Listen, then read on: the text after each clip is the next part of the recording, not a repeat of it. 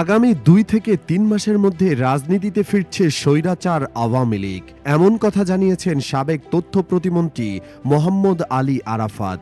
সম্প্রতি বিবিসি বাংলাকে দেওয়া সাক্ষাৎকারে তিনি এমন তথ্য জানান। এরপর থেকে রাজনৈতিক অঙ্গনে প্রশ্ন, তবে কি খুব দ্রুতই রাজনীতিতে ফেরার পরিকল্পনা করছে স্বৈরাচার হাসিনা? গত ৫ আগস্ট ছাত্র জনতার আন্দোলনের মুখে ক্ষমতা ছেড়ে পালিয়েছেন হাসিনা। তিনি এখন ভারতে অবস্থান করছেন।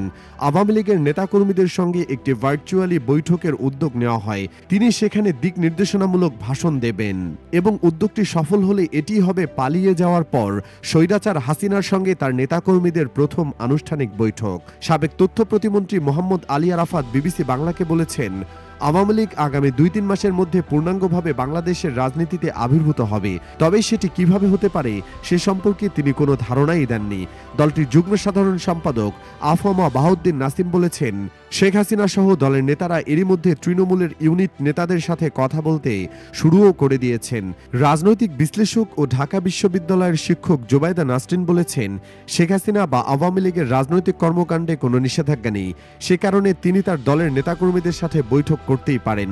তার মতে এমন বৈঠক হলে সেটি হয়তো হবে দলটিকে টিকিয়ে রাখার চেষ্টার অংশ হিসেবে একটি রাজনৈতিক কৌশল। তবে দেখার বিষয় হবে সে বৈঠকে শেখ হাসিনা কী বার্তা দেন।